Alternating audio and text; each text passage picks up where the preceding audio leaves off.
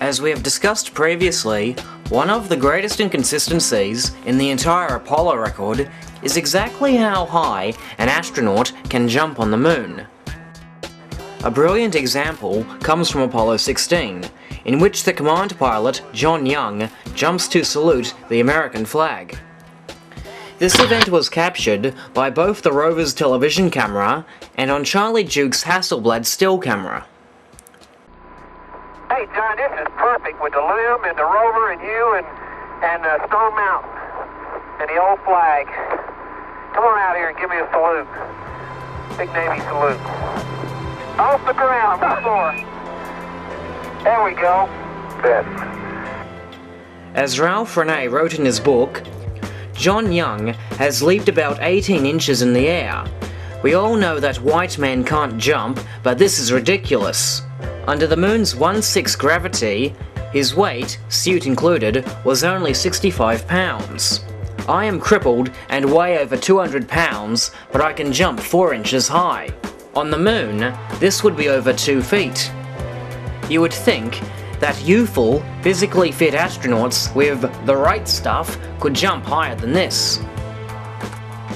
Proper guests, such as Phil Plait and Gavin Stone, will generally argue that the heavy life-supporting backpacks held the astronauts down to the lunar surface, thus preventing them from jumping any higher than they would on Earth.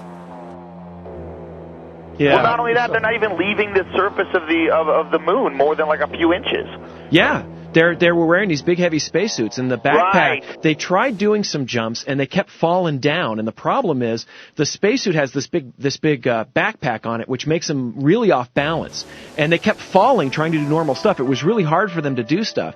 This claim has been debunked by the existence of video footage taken during the same mission, in which both astronauts are suddenly able to jump several feet above the ground. Lunar Olympics.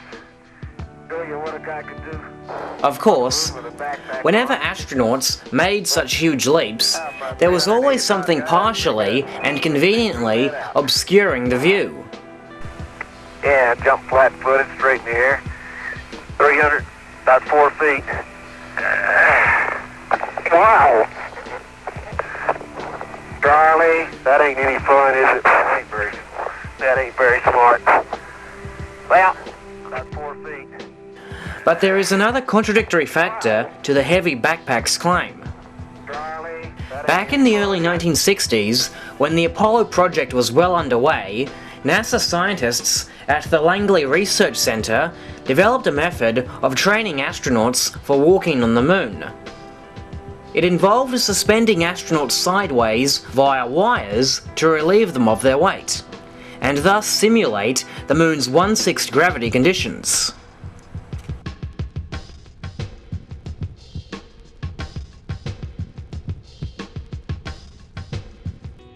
On New Year's Day, 1963, NASA scientists Donald E. Hughes and Amos A. Spady Jr. released a document entitled "A Technique for Simulating Conditions of Walking and Performing Other Self-Locomotive Activities on the Lunar Terrain." The information within this document is so devastating to the Apollo claims, and yet it is freely available for download on NASA's website. On pages 8 and 9 of this document, Hughes and Spady write this about vertical jumping. Measurements were made to determine the maximum vertical heights to which the test subjects, carrying no load, could jump under the influence of both Earth's gravity and the simulated lunar gravity. Most of the jumping tests were made with 3 test subjects who generally were wearing street clothes and shoes. One of these three subjects was of medium height and husky build. The second was of tall and heavy build, and the third was tall and of light build. During these tests, accelerometers were strapped to the subject to record the vertical accelerations generated by each subject, who was asked to perform a series of standing height jumps of increasing heights up to that obtained by maximum exertion. A movable target set at various given heights above normal standing eye level was used as a height reference, and the subject jumped so as to bring a target to eye level. These tests provided a qualitative indication of the subject's ability to judge and control his jump. For the tests of jumping under Earth gravity condition, average maximum heights of 20 to 22 inches were obtained. To achieve these heights, the subjects generally jumped from a crouched position, giving a propelling stroke, that is, the vertical movement of the upper part of the body prior to the time the feet leave the floor of about 12 inches. Average maximum heights of 8 to 9 feet were obtained for the lunar gravity condition simulated with the existing equipment. Application of height corrections to account for the gravity gradient produced by the test equipment showed that heights of 12 to 14 feet could be achieved under a condition of constant lunar gravity.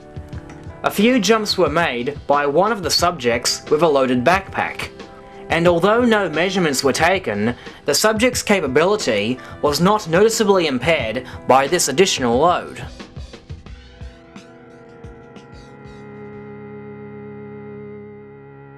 To simplify what Hughes and Spady have told us, NASA's own experiments proved that even with a fully loaded portable life support system, an astronaut could freely jump as high as 14 feet.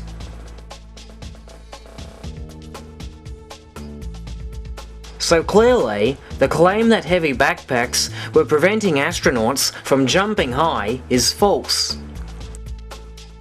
Going with what the experiments of the Langley Research Center had proved, where are the videos of astronauts actually jumping 14 feet whilst out on the surface of the moon? Okay, Bob, I've got my tools of the trade right here.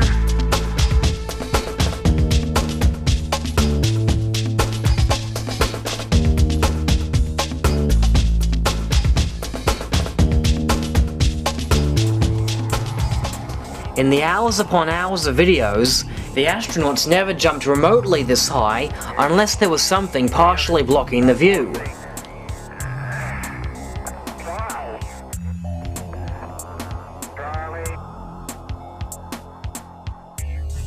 The results of NASA's simulations, together with NASA's EVA videos, offer perhaps some of the strongest photographic material suggesting that these videos were not filmed where NASA said they were filmed.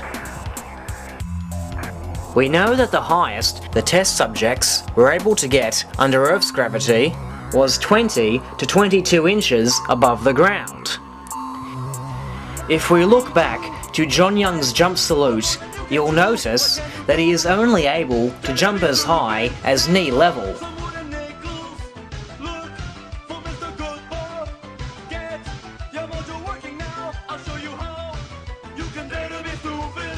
Knee level is typically in the vicinity of 20 inches above the ground.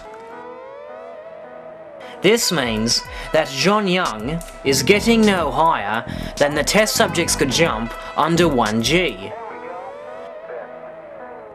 Because the moon's 1/6 gravity would have allowed the astronauts to freely jump as high as 14 feet, the best way to achieve this result is to shoot in a 1G environment.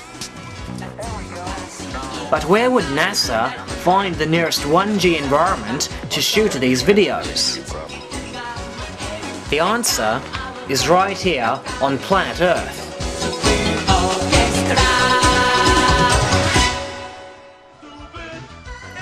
Oh yeah, what's that I hear you ask? Why is John Young still falling slowly, even when sped up by 33%? It's quite simple. Wire supports and/or helium balloons usually do the trick.